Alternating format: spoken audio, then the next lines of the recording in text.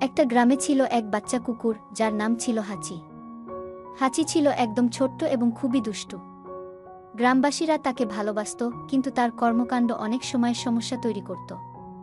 হাচি সব সময় মজা করত, গাছের পাতা ছিঁড়ে ফেলত এবং গ্রামের ছোট বড় সব প্রাণীর সাথে খেলত। কিন্তু তার একটা বিশেষ গুণ ছিল, সে কখনোই গ্রামের লোকদের সঙ্গ ছেড়ে যেত না। একদিন গ্রামের রাজা হাচিকে তার রাজ্যে নিয়ে এসে এক গুরুত্বপূর্ণ কাজ দিলেন। হাচি ছিল খুবই বুদ্ধিমান এবং রাজা জানতেন যে এই ছোট্ট কুকুরটির কাছে কিছু বিশেষ গুণ রয়েছে। রাজা বললেন, হাচি, তুমি এখন আমার রাজ্যের রক্ষক। তুমি যখনই কিছু খারাপ দেখতে পাবে তাতে দৃষ্টি রেখো এবং আমাকে জানাও। হাচি খুব আনন্দিত হয়ে রাজ্যের রক্ষক হিসেবে কাজ শুরু করল। তার কুকুরই তীক্ষ্ণ দৃষ্টি ছিল, আর সে কখনোই কোনো বিপদ থেকে চোখ সরাতো না। এরকম আরও মজার মজার গল্প পেতে গল্প চ্যানেলটি সাবস্ক্রাইব করুন।